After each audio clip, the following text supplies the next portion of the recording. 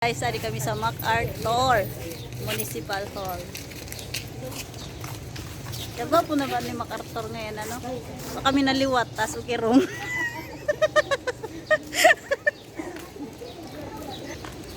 So, asya ngayon mitira. First time ko nakakanis si Tera Munisipyo. Many times na ako nakakanisip MacArthur, pero Munisipyo dito lang. So, may good process kami. Papers ni Mama. Kung saan senior saka mag-process in live birth. Sana all. So, kay timan na kami.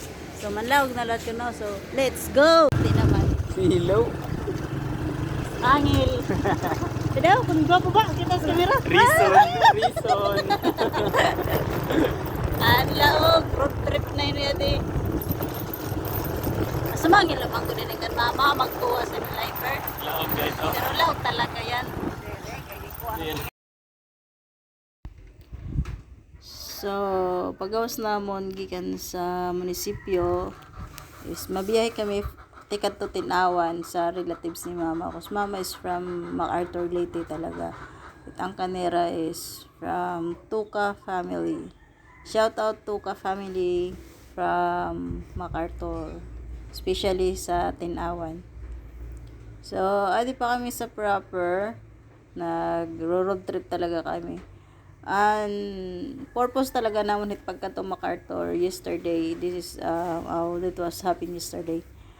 Magkuha sin live birth certificate ni Mama, mag-inquire, mag-process. So since dire dayon ng dispatch siya makuha, so madali la kami, gitagan la kami sin requirements nga kinahanglan ni Mama ma-process pag until 3 weeks. After 3 weeks, next coming 3 weeks, is mabalik na kami lo to munisipyo MacArthur para asikasuho na iya birth certificate. In case may ada or waray, so asya na masasabtan kung ano ang nga buhaton na liwat next step.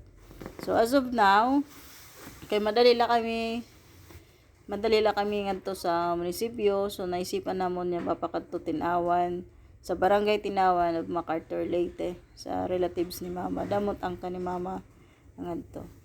So maiayan na kami diri na pasyada sa Tinawan tungod kay may kanya-kanya ng panginabuhian, busy.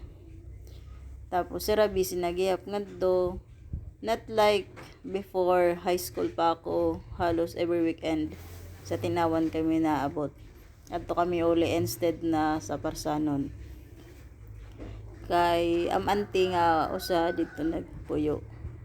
So makadto kami sa ira magstay.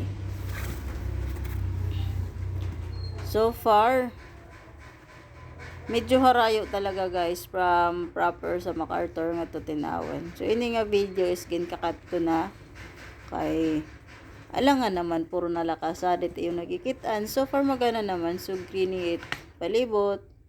So asya ini it way to MacArthur. Tapos mapakadila kami mamasyada good light purpose nga di Tinawan is mamasyada na lang mangumusta since ani na kami sa MacArthur dito na. So mapasyada na lang mangumusta then mauli na tana guys. So kalapat si Tera tanuman as in. So ikitaw na lang nato nito view. Dirak maram ko na ito nga mga barangay na nga basta itamon kadto nis barangay Tinawan. So ano na kami Tinawan guys, abot na kami nga ada na ito na masya ng mga relatives ni Mama. Ito nga ni nga mga ito na mga balay mga relatives nito ni Mama, mga Tuka family.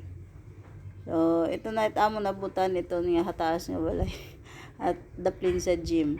So naabot na kami. So pag abot namon waray si uncle, waray si auntie. Ay si auntie is tilakat liwat pa kadto Tacloban. So guys, in short, so madaling usapan, naabot kami sa Tacloban yesterday and waray sa plano.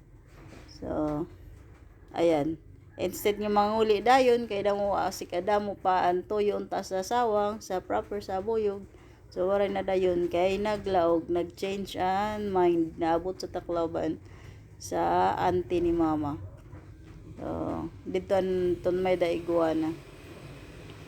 So nagsige kami sa Pizzeria balay, so waray nga dito si auntie didingan sa pikas nga balay. Sana all damot balay talaga. So garon ko gyapit akon kay para ano. So dinhila kutob, salamat sa tiyo pagsuporta. God bless.